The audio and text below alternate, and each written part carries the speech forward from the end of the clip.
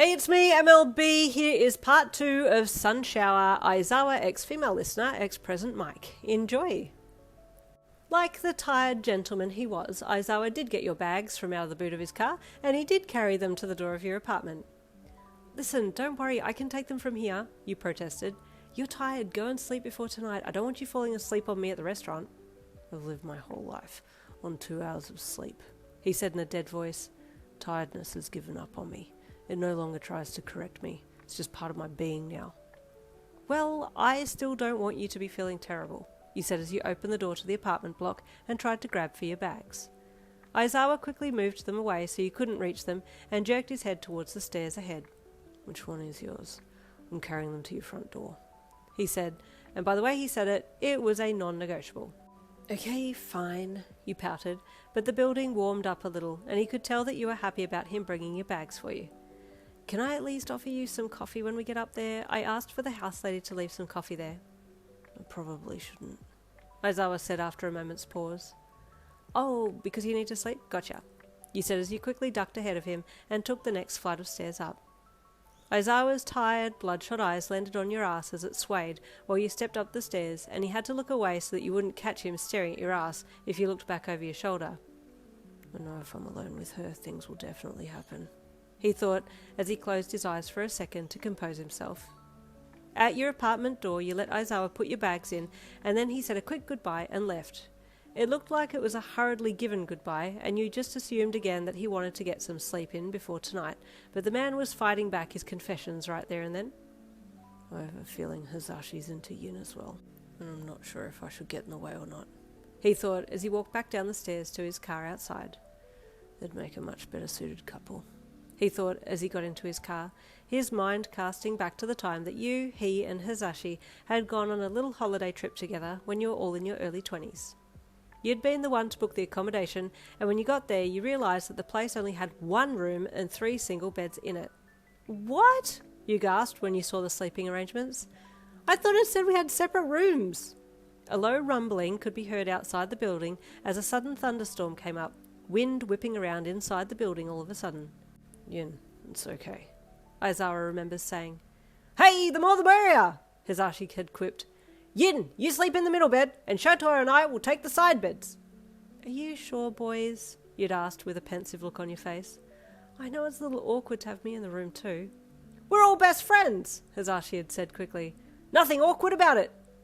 The wind that had suddenly picked up rapidly subsided, and the low rumble of thunder eased outside the building, allowing the 2 boys to breathe a sigh of relief. You had been placated by Hizashi's words. Thank you, Aizawa remembers saying to Hizashi on the quiet once you were laying claim to your bed and setting up. I gotcha, Hizashi had whispered in return. He can calm her quickly, Aizawa had thought, noticing that Hizashi had a way of being able to talk you down if your emotions started to get the better of you and play with your quirk. But then it had been his bed that you had crawled into in the early hours of the morning, claiming that you were cold and needed warming up. She's already so warm, he had thought sleepily as your body pressed to his in his sleeping bag. Hizashi hadn't known about your cuddling up with Aizawa that night, since you'd slipped out early the next morning before he had woken up. Aizawa left your apartment building and got into his car and started the engine. One of us is going to make a move soon, he thought as he pulled off from the curb and headed for home. Later that evening you were checking yourself out in the mirror for the umpteenth time when you heard the buzzer sound for the main door. You ran to the speaker and pressed the button. Hey, sorry, I'm coming down now, you said. I'll be here, Aizawa replied in his tired, raspy voice, and you broke out in goosebumps. Not being able to say anything in return, you just let the conversation be and grabbed for your coat and purse and then grabbed for the door handle. As you made your way down the stairs, you remembered the time that you had accidentally called Aizawa at 2 a.m. You had been in America for about 3 weeks by then, and you were at the height of your homesickness. When you had pulled your phone from your pocket and realised it was calling him, he had answered before you had a chance to hang up. Yes, his tired voice asked from the other end of the line. Hey, oh, I'm sorry, that was a bum dial, you apologised. Wait, what are you doing up at this hour? I'm working, he replied. Oh, yes, of course, you replied, feeling a little stupid as wind whipped around you in the studio suite. You? He asked. I can't sleep, you admitted. I didn't mean to call you though. I'm glad you did, he replied softly, and your cheeks suddenly felt hot, the air temperature in your room increasing dramatically as the wind calmed slightly.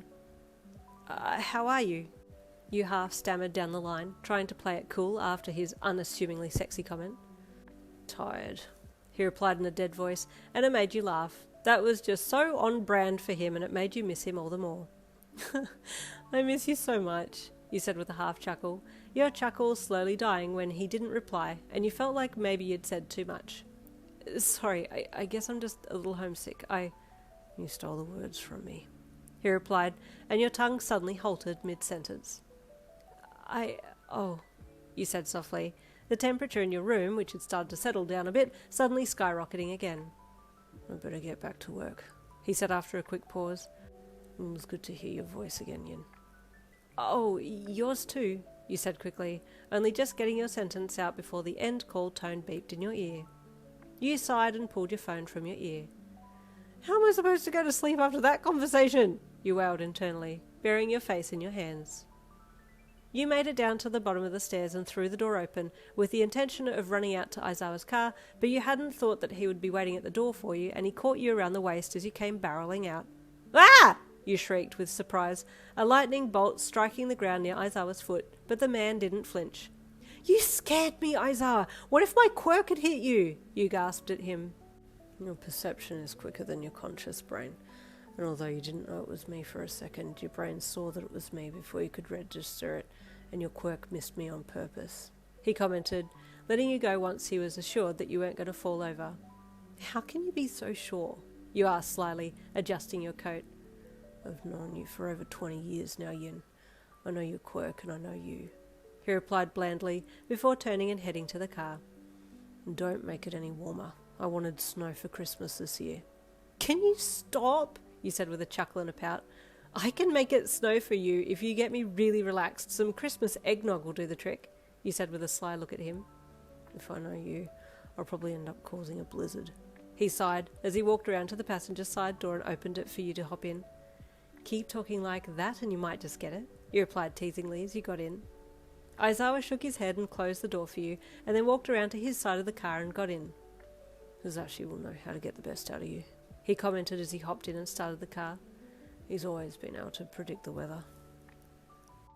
Oh, there's a few little more hints in there about Yin's quirk. What are we thinking? Weather quirk? I think it sounds a bit like a weather adjusting quirk. Anyway, stay tuned for next week, chapter 3. I'll see you then.